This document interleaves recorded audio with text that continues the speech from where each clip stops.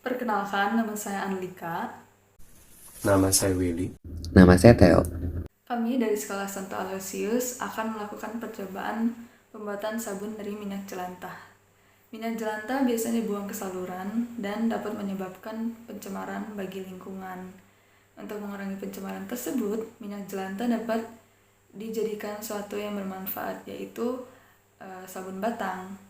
Namun, sabun ini perlu dipastikan keamanannya, efektivitas, dan kualitasnya. Dengan begitu, maka dilakukan percobaan ini. Berikut adalah alat dan bahan yang dibutuhkan untuk membuat sabun dari minyak jelantah.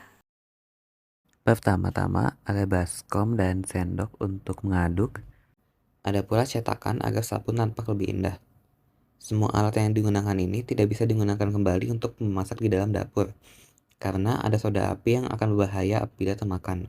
Ada pula cup untuk mengukur bahan cair seperti minyak, timbangan, dan sarung tangan plastik agar bahan tidak terkena secara langsung ke kulit kita. Minyak jelantah yang sudah direndam arang selama 1 hari, soda api, berbagai jenis air, ada air kopi, air serai, dan air biasa. Sebelum melakukan percobaan sabun, maka kami perlu melakukan tes pH berbagai jenis air terlebih dahulu. Nah, ini mulai dari serai, dan pH serai itu 7 ya. Sekarang kami akan tes pH air kopi. Ini tinggal dicelupkan saja, kurang lebih 2 detik. Dan hasilnya itu 6 ya. Ini lebih ke 6 bukan ke 5. Terakhir air biasa. Sama, prosesnya tinggal dicelupkan. Hasilnya itu 7 juga, sama seperti serai. Langkah pertama, masukkan air ke dalam wadah. Di sini kami menggunakan air biasa terlebih dahulu.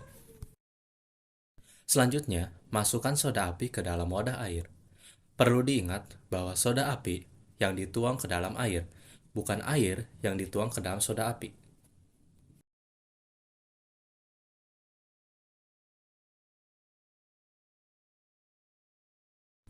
Langkah selanjutnya, aduk air dan soda api sampai tercampur rata. Saat pengadukan, akan terbentuk asap-asap panas yang keluar dari reaksi soda api. Maka sangat disarankan untuk menggunakan masker. Setelah tercampur rata, kita hanya perlu tunggu sampai suhunya dingin kembali. Bila suhunya sudah dingin kembali, campurkan dengan minyak jelantah.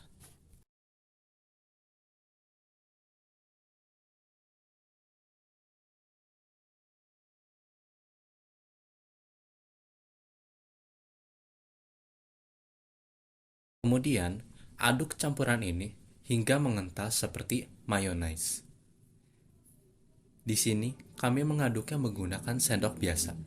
Jika menggunakan mixer, proses pengadukannya akan lebih cepat. Bila menggunakan sendok biasa, akan memerlukan waktu sekitar 5-7 menit. Sedangkan bila menggunakan mixer, hanya memerlukan waktu sekitar 1-2 menit. Apabila sudah mengental, maka hasil akan menjadi seperti ini. Dapat kita lihat bahwa hasil dari sabun dari air ini sudah mengental seperti mayonnaise, walaupun sedikit lebih cair. Sabun ini juga sedikit lebih cair dibandingkan dengan sabun dari air lainnya. Terakhir, cairan sabun tinggal kita masukkan ke dalam cetakan secukupnya. Sebaiknya sabun langsung dituang saja karena kurang efektif apabila menggunakan sendok. Tahapan pembuatan sabun seluruhnya sama. Namun yang membedakan dari air serai ini adalah warnanya yang berubah menjadi kuning ketika dicampur dengan soda api. Terlihat bahwa hasil campuran sabun dari air serai lebih kental dibandingkan hasil campuran sabun dari air biasa. Sabun tinggal kita pindahkan ke dalam cetakan secukupnya seperti tahapan sabun lainnya. Untuk sabun dari air kopi, terlihat paling kental dibandingkan dengan sabun lainnya seperti topping coklat di atas donat ya. Dan terakhir, sabun tinggal kita diamkan selama kurang lebih 1 bulan. Bila sabunnya sudah mengeras, maka hasilnya akan seperti ini. Untuk mengetes keamanan sabun, maka sabun perlu dicairkan menggunakan air dan diremas-remas, lalu dites pH-nya. Nah, awalnya itu kami agak bingung, tapi setelah dilihat-lihat, pH air biasa ini 9.